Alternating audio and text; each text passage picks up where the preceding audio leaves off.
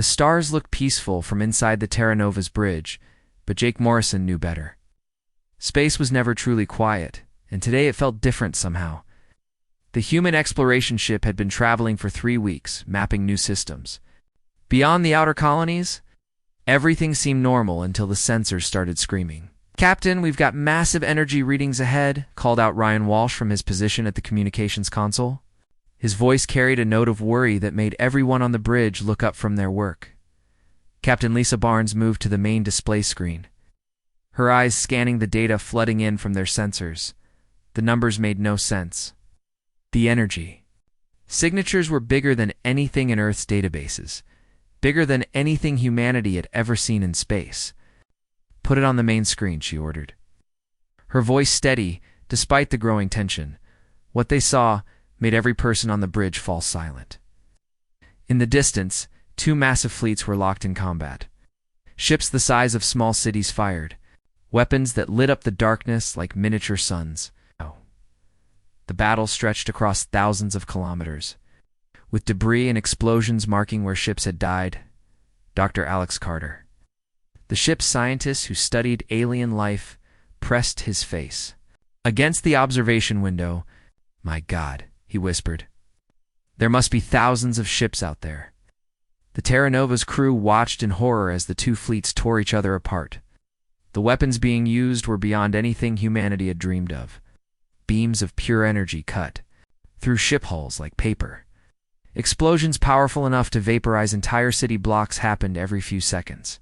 "Captain, I'm picking up communication signals from both fleets," Ryan reported, his fingers dancing across his control panel. "The computer's trying to translate, but these are completely unknown languages." Lisa Barnes had been a ship captain for 15 years, but she had never seen anything like this.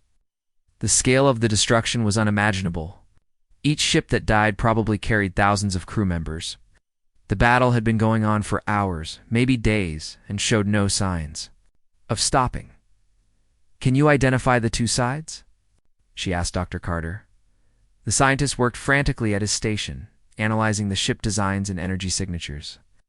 "The fleet on the left uses plasma-based weapons, and their ships have a golden color scheme. The ones on the right use some kind of energy manipulation technology, and their ships look crystalline, almost like they're made of living crystal." Jake Morrison, the ship's first officer, stood beside his captain. He had served in Earth's Space Navy before joining the Exploration Service, and his military training told him they were witnessing something terrible. "This isn't just a battle, Captain. This is genocide." As if to prove his point, one of the golden ships fired a massive beam weapon that cut straight through a crystal ship nearly a kilometer long. The explosion that followed was so bright, it momentarily blinded their sensors. "How long do you think they've been fighting?" Lisa asked, though she wasn't sure she wanted to know the answer. Dr. Carter pulled up more data on his screen. "Based on the debris field patterns and the wear on the ships, I'd estimate this conflict has been going on for a very long time. Maybe decades, maybe longer." The crew of the Terra Nova continued to watch the battle, horrified but unable to look away. These were clearly 2 advanced civilizations, both with technology far beyond Earth's capabilities, and they were destroying each other with a hatred that seemed absolute. "Captain, the translation program is making progress," Ryan announced. "I'm getting partial translations from both fleets. The golden ships are calling themselves something like Kalhari, and they're calling the crystal ships vermin and parasites that must be cleansed. What about the other side? The crystal ships call themselves Zephyrions, and they're calling the golden ones savage beasts and murderers who poison the galaxy with their existence." Lisa Barnes felt a chill run down her spine. This wasn't just a territorial dispute or a fight over resources. This was a war of extermination, with each side viewing the other as something that needed to be completely destroyed. "Keep us at maximum sensor range," she ordered. "I don't want to get caught in the middle of this." But even as she spoke, she knew it was too late. The Terra Nova's sensors were powerful, but they worked both ways. If they could detect the alien fleets, then the aliens could detect them. The proof came quickly. Both fleets suddenly stopped firing at each other. For the first time in hours, the space between them fell silent. Then slowly, ships from both sides began turning toward the Terra Nova. "Captain, both fleets are moving toward us," Jake reported, his voice tense. "They're maintaining formation, but they're definitely coming our way." Dr. Carter looked up from his analysis. "They've never seen humans before. We might be the first contact either species has had with a new civilization in centuries." Lisa Barnes faced the most important decision of her career. They could run, try to escape before the alien fleets reached them. But that would mean Earth would remain ignorant of these two powerful civilizations until it was too late. Or they could try to make contact to introduce humanity to these advanced species. "Open a channel on all frequencies," she decided. "Let's see if we can talk to them." Ryan's hands flew over his controls. "Channel open, Captain." Lisa Barnes took a deep breath and spoke into the microphone. "This is Captain Lisa Barnes of the human exploration vessel Terra Nova. We are a peaceful expedition from the planet Earth. We mean no harm to either of your civilizations. We seek only knowledge and friendship among the stars." For a long moment, nothing happened. The alien fleets continued their approach, but no response came through the communication system.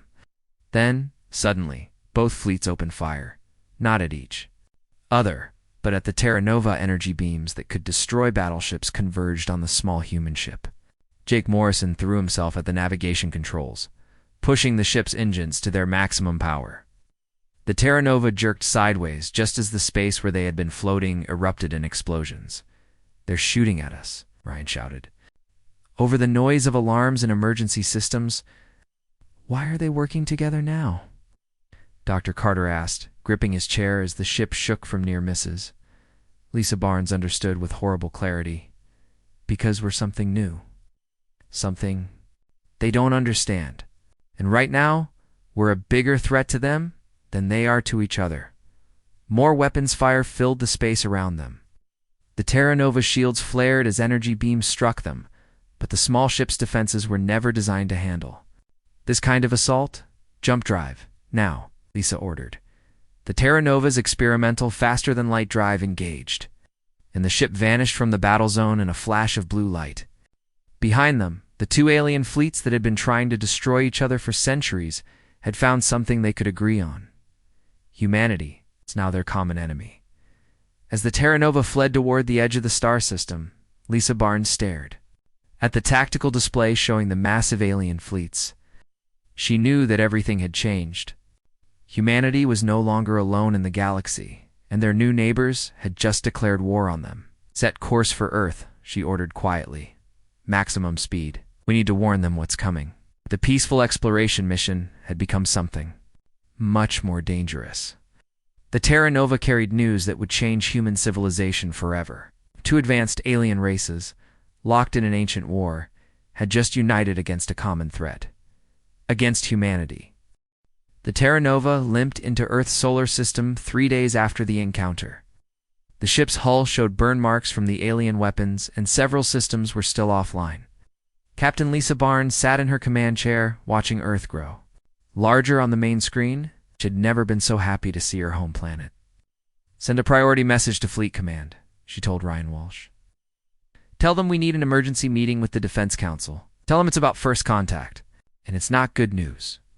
Within hours of the Terra Nova's arrival, every important person in Earth's government was gathered in the secure briefing room deep under Geneva.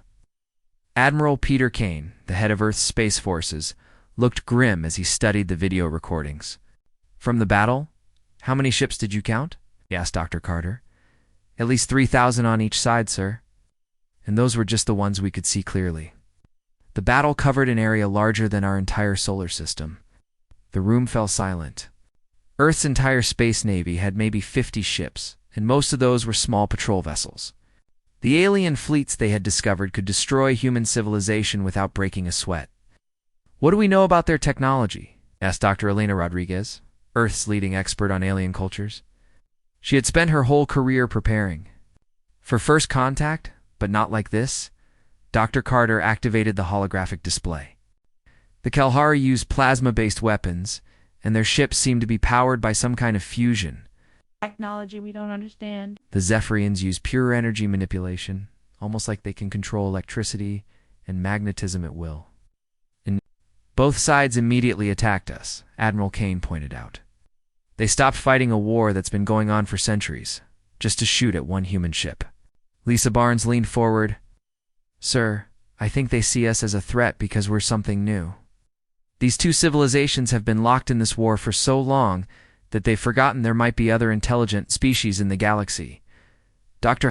Rodriguez studied the translation data from the alien communications. The language patterns suggest this conflict is very old. Some of the words they use don't translate properly, like they're referring to ancient grudges that go back generations. How long do we have? Asked Admiral Kane. Unknown, sir, but they know where we are now. Detected our ship, so they know the direction we came from. It's only a matter of time before they trace us back to Earth. The meeting continued for hours, but the conclusion was obvious. Earth needed to prepare for a war it couldn't win. The only question was how long they had before the aliens arrived. 2 weeks later, Scout Commander Tyler Brooks was leading a dangerous mission back into alien space. His ship, the Falcon, was much smaller than the Terra Nova and equipped with the best stealth technology Earth could build. His job was to gather intelligence on the enemy fleets. Stay close to the asteroids, Tyler told his pilot, Lieutenant Sam Davis. We need to see what they're doing without being seen ourselves. The Falcon crept through the outer edges of the Proxima system, using the rocky debris to hide from alien sensors. What they found surprised them. The two alien fleets were still there, but they weren't fighting each other anymore. Instead, they were working together, building something massive in the space between their forces. What is that thing? Asked communications specialist Amy Foster, staring at the construction project on her screen. Tyler adjusted the ship's sensors for a better look. The structure was enormous, bigger than any space station Earth had ever built. It looked like a combination of Kalhari and Zephyrian technology. Golden metal frameworks filled with crystal formations that pulsed with energy. It's a weapon, he realized. They're building a weapon together. But as the Falcon continued its surveillance, they discovered something else. Not all the alien ships were part of the main fleets. Some smaller vessels were hiding in the asteroid. Fields, just like the human ship.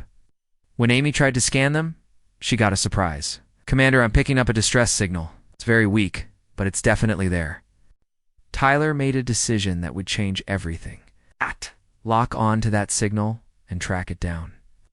But be ready to run if this is a trap. The signal led them to a small asteroid that had been hollowed out and converted into a hiding place. Inside, they found something neither side expected. Aliens from both species were living together. Refugees from the war who had given up fighting. The first alien Tyler met was a Kalhari warrior named Kethra. He looked like a giant lion that walked on 2 legs, with golden fur and intelligent eyes. His right arm was missing, lost in the war years ago. You are the new species, Kethra said in broken English. Having learned some human words from intercepted communications, the small ones who made the fleet stop fighting. We didn't mean to cause trouble, Tyler replied. We were just exploring. Kethra made a sound that might have been laughter. Trouble? You did something no one has done in 400 years. You made Kalhari and Zephyrian work together. The second alien was a Zephyrian named Zilneth. Looked like a living crystal sculpture with light flowing through her transparent body. Her voice sounded like wind chimes when she spoke. War has taken everything from us, she said. My family, my world, my people's future. We came here to escape the killing. Amy Foster worked with both aliens to improve the translation programs. As communication became easier, a terrible story emerged. The war between the Kalhari and Zephyrians had been going on for so long that no one remembered how it started. Entire planets had been destroyed. Billions had died. The leaders on both sides keep the war going because it's all they know, Kethra explained. Peace is impossible, because neither side will trust the other. But you're here together, Tyler pointed out. You and Zilneth are working together. We are outcasts, Zilneth replied. Traitors to our own people because we refuse to fight. Any more? There are others, like us, scattered across the galaxy, hiding from both armies. Tyler realized he was looking at something important. Here were members of both species who had moved beyond the hatred that consumed their civilizations. They were proof that peace was possible. "Would you be willing to help us?" he asked. "To help find a way to end this war?" Both aliens looked at each other, then back at Tyler. "What could your people do?" Kethra asked. "Your technology is primitive compared to ours. Your ships are tiny, your weapons are weak." "Maybe that's exactly what we need," Tyler said. "Maybe. This war has gone on so long because both sides are too powerful. Maybe what's needed is someone small enough to slip between the cracks." Over the next few days, Tyler's team learned everything they could from the alien refugees. They discovered that both the Kelhari Empire and the Zephyrian Republic were not as united as they appeared. There were peace movements on both sides, but they were forced to hide because speaking against the war meant death. "The fleets are preparing to attack your world," Zilneth warned. "The weapon they are building will destroy your entire solar system." "How long do we have?" Amy asked. 2 months, maybe 3. The weapon must be charged slowly, or it will explode. Tyler knew they had to get this information back to Earth immediately. But as the Falcon prepared to leave, Kethra and Zilneth made a request that surprised everyone. "Take us with you," Kethra said. "Let us speak to your leaders. Let us help. You find a way to stop this madness. It's dangerous," Tyler warned. "Some humans might not trust you." "We have been living in danger for years," Zilneth replied. "At least this danger offers hope." The Falcon left the asteroid hideout with its 2 alien passengers, racing back toward Earth with news that would change everything.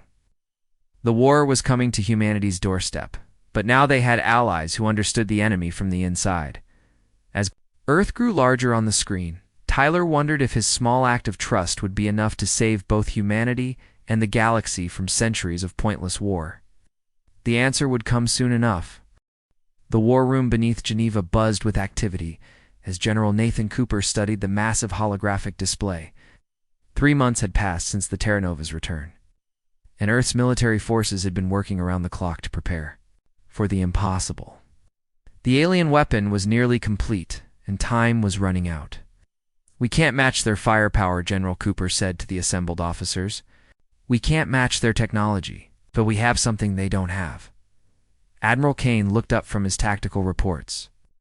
"What's that, General?"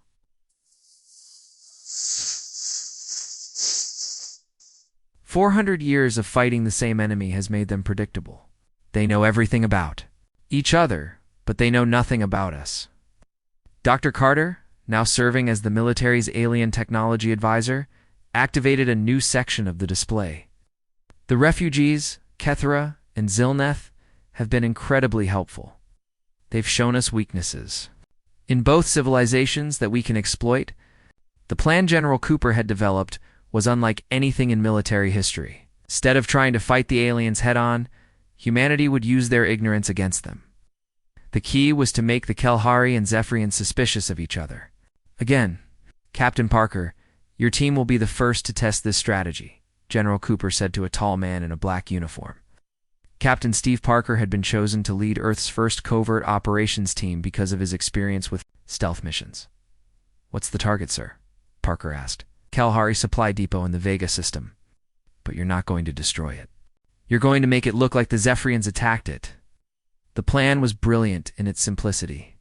Parker's team would use captured Zephyrian technology to attack Kelhari targets, and vice versa. Ow! The goal was to plant seeds of doubt in both civilizations' minds. 2 weeks later, Parker's team was floating in space near the Kelhari Supply Depot. They had spent days studying the facility, learning the patrol patterns and security systems.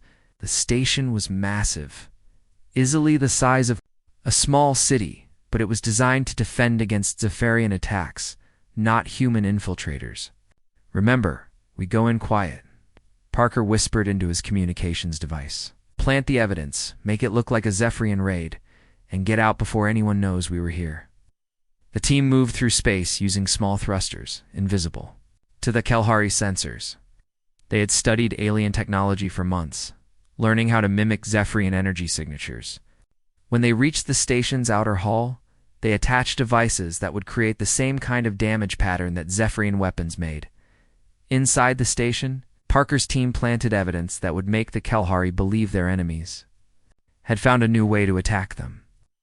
They left behind traces of Zephyrian crystal technology and fragments of Zephyrian metal alloys. To the Kalahari investigators, it would look like a secret Zephyrian strike team had somehow infiltrated their most secure facility. It's Phase 1 complete, Parker reported as his team escaped into the darkness of space. The Kalahari are going to be very confused when they find what we left behind. The same strategy worked even better on Zephyrian targets. The crystalline beings were so focused on energy-based attacks that they never considered the possibility of physical infiltration. Human teams slipped into their facilities like ghosts, leaving evidence of impossible Kalahari raids.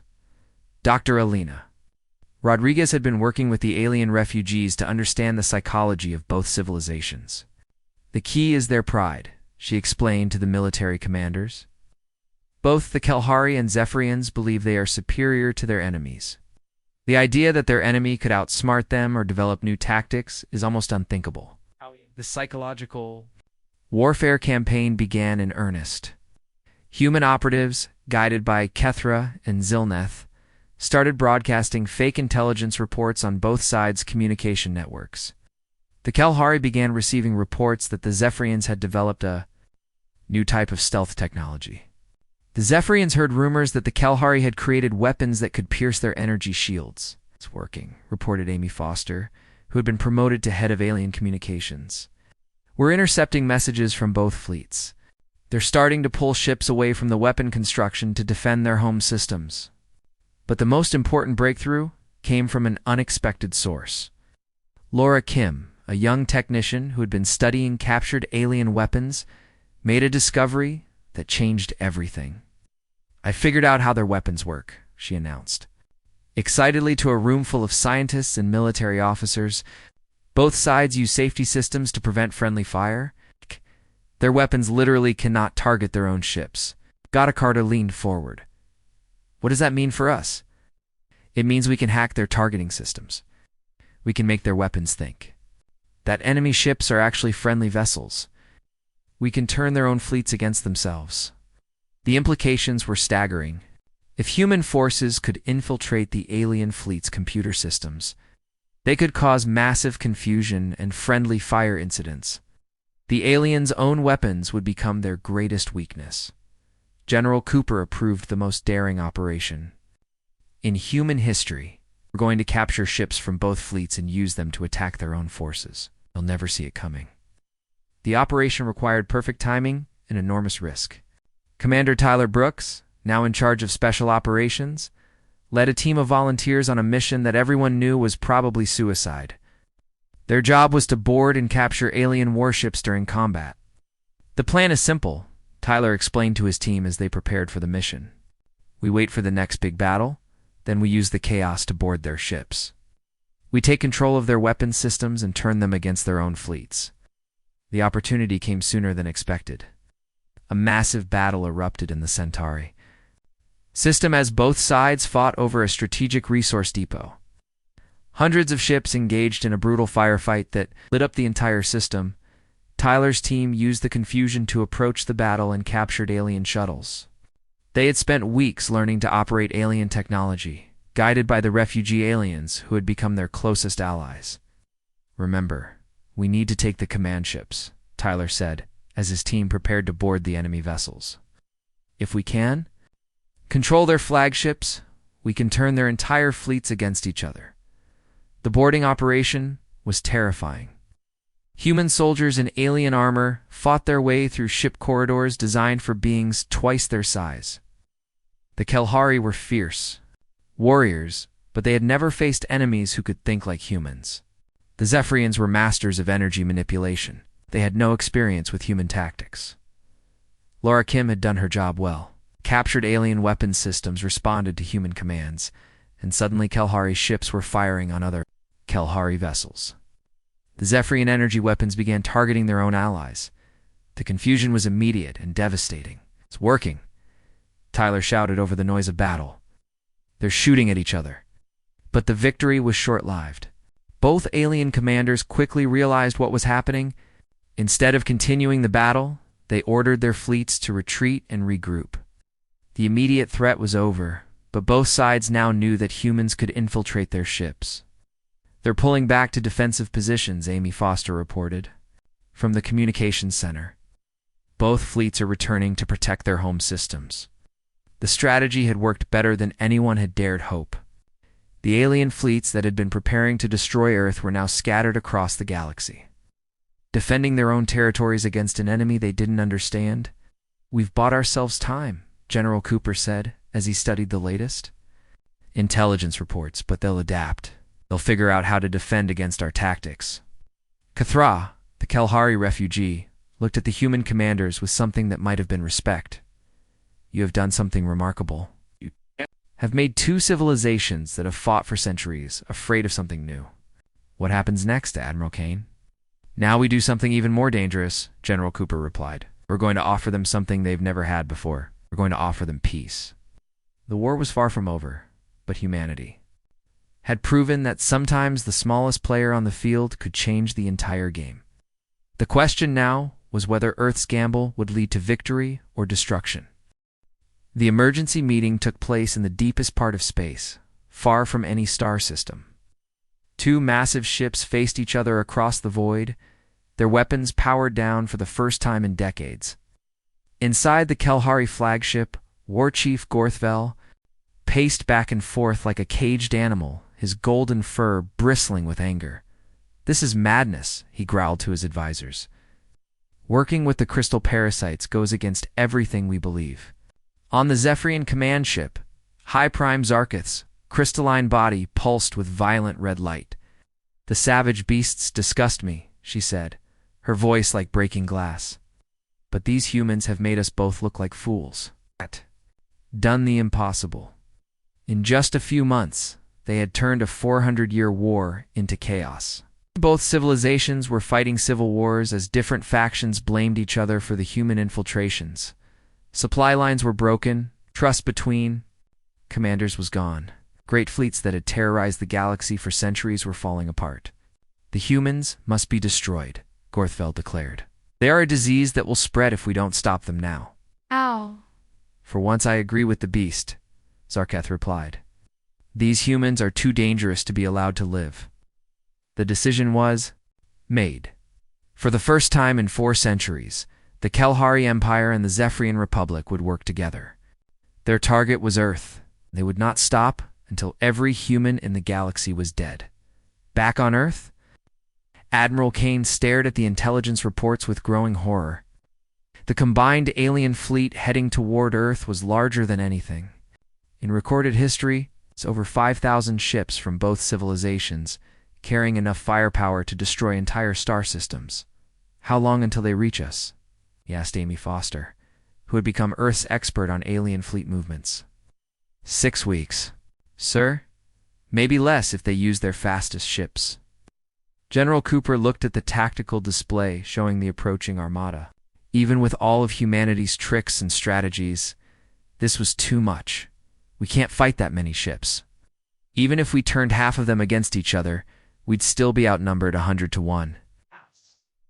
Dr. Carter had been working non-stop with the alien refugees, trying to find some weakness in the combined fleet. "Sir, I think we need to consider Colonel Wright's plan." Colonel Danny Wright had proposed the most insane strategy in military history. Instead of trying to fight the alien fleet, they would capture it. "All of it.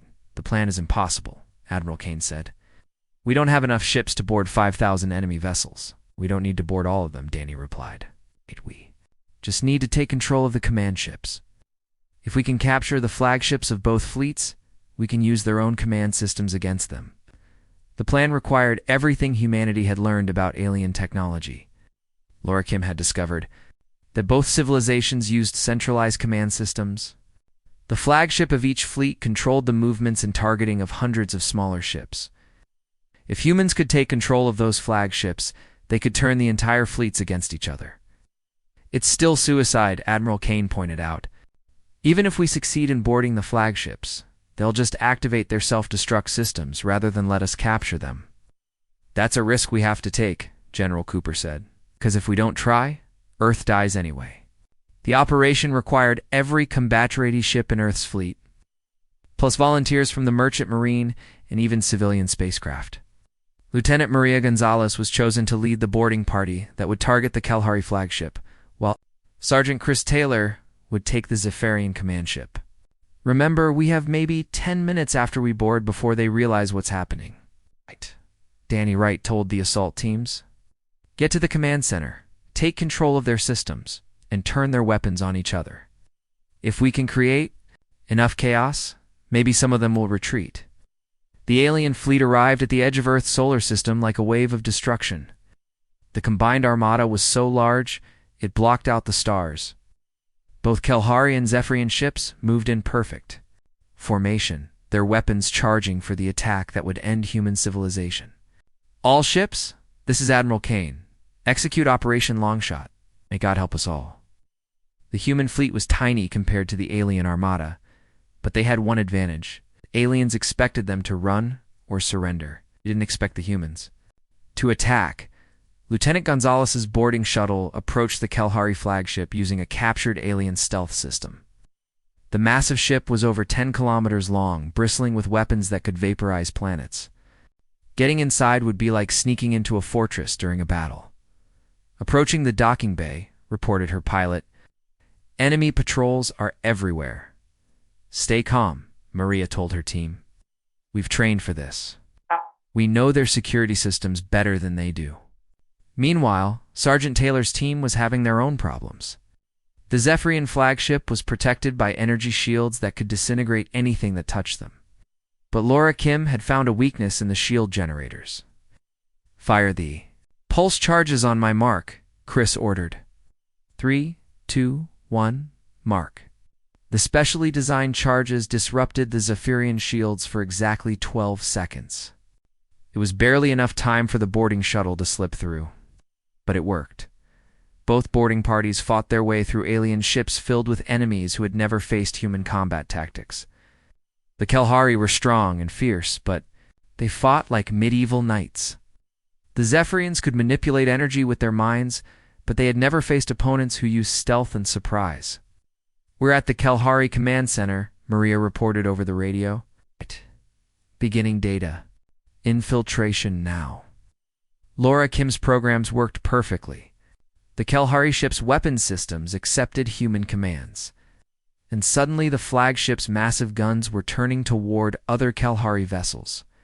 The confusion was immediate and devastating. It's working, Chris Taylor shouted from the Zephyrian flagship. We have control of their primary weapons. For a few glorious minutes, the plan worked exactly as designed. The alien flagships opened fire on their own fleets, creating chaos and panic throughout the combined armada. Ships scattered in all directions as commanders tried to figure out what was happening. But the alien commanders were not fools. War Chief Gorthel realized what had happened within minutes of the first friendly fire incident. His response was swift and brutal. Destroy the command ship, he ordered his remaining vessels. Kill the humans before they can do more damage. High Prime Zarkith made the same decision. Date the self-destruct sequence. We will not let these vermin use our own ships against us. Explosions that followed were visible from Earth. Both alien flagships detonated simultaneously, their fusion reactors creating miniature stars that lit up the solar system. The chain reactions spread to nearby ships, and within minutes, most of the combined fleet was either destroyed or badly damaged. Lieutenant Gonzalez and Sergeant Taylor died with their teams. But their sacrifice had achieved the impossible. Mighty armada that had come to destroy Earth was broken and scattered. Hundreds of ships limped away from the battle, damaged to continue fighting. But something unexpected happened in the aftermath. The surviving alien crews, stranded in human space with their ships damaged and their command structure destroyed, began to see each other differently. For the first time in centuries, Kalahari and Zephyrian soldiers were working together to repair their ships and tend to their wounded.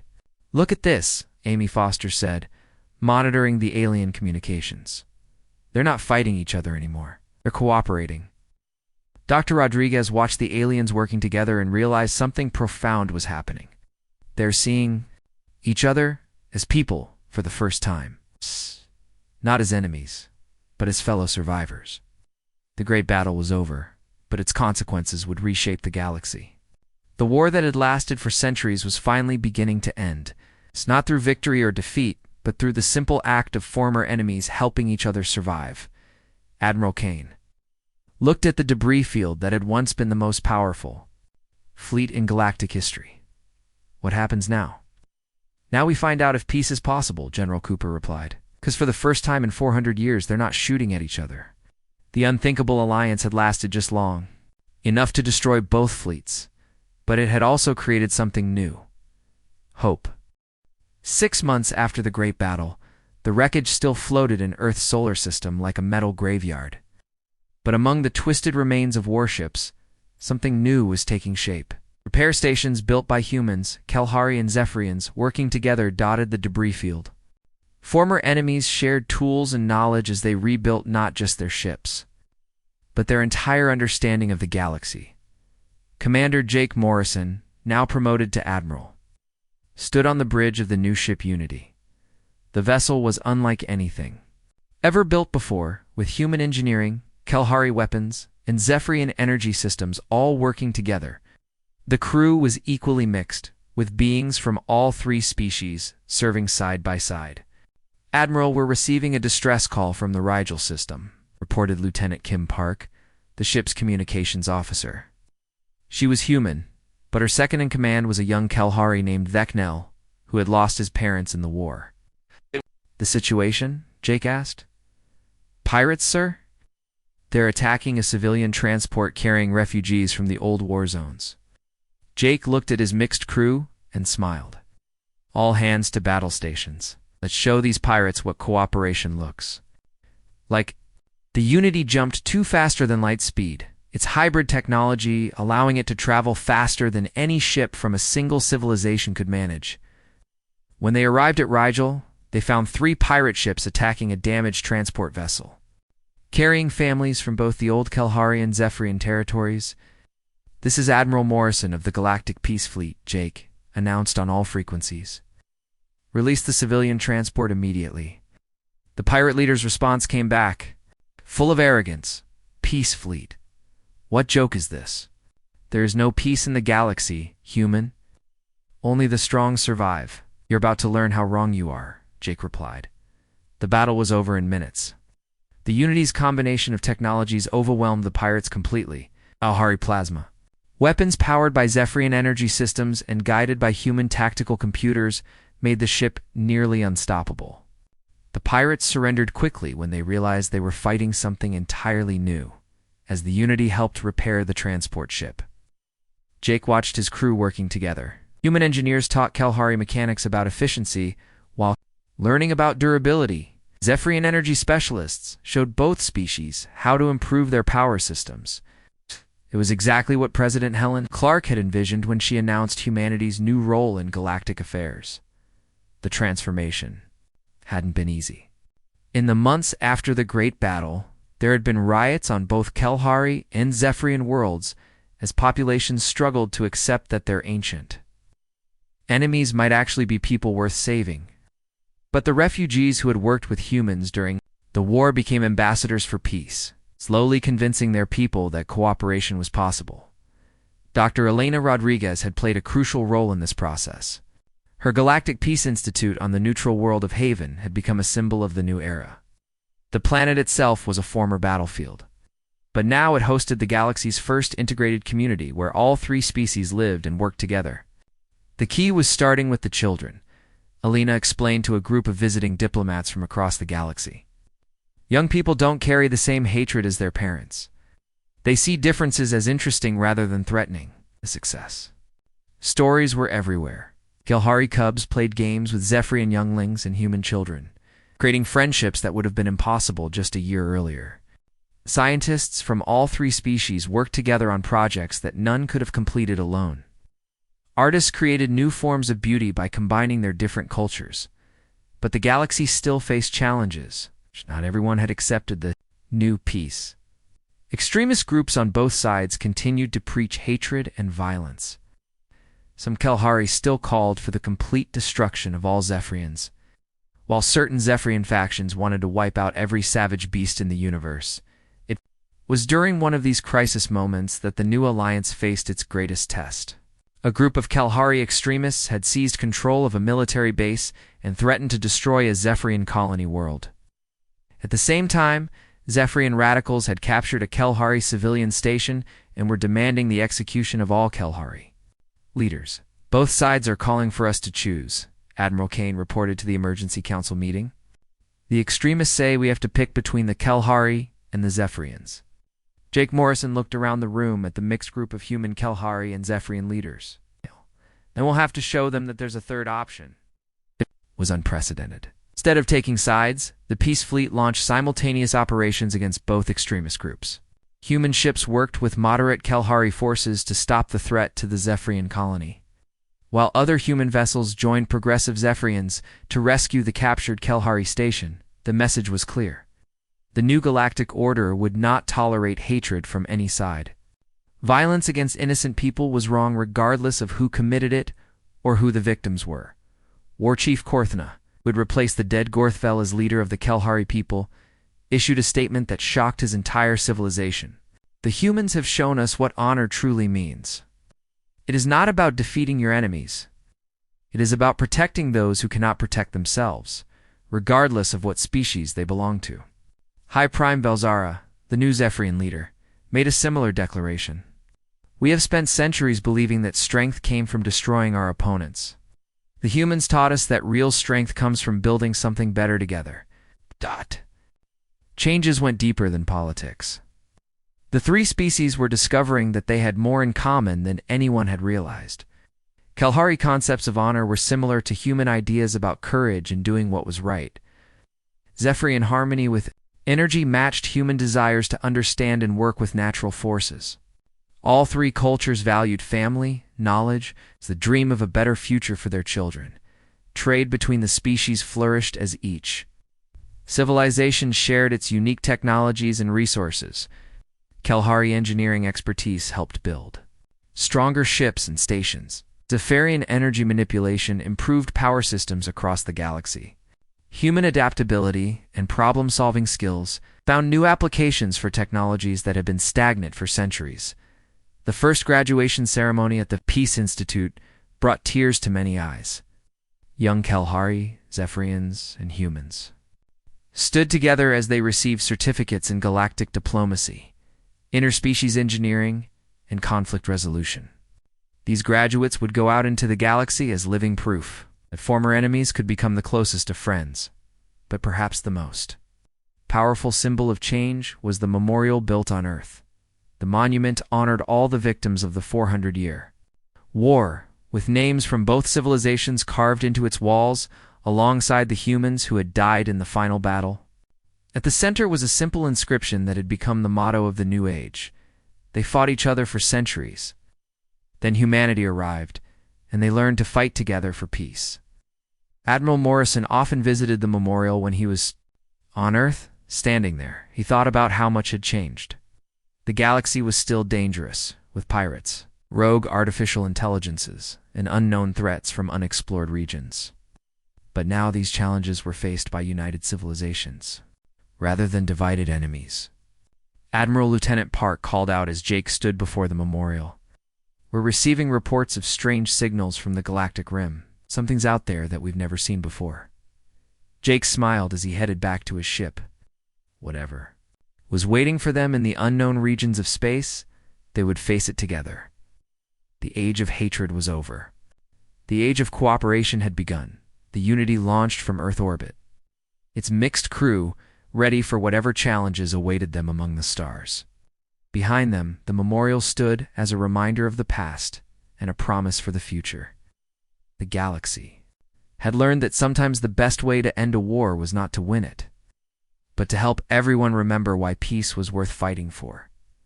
The three species had found something more valuable than victory. They had found each other.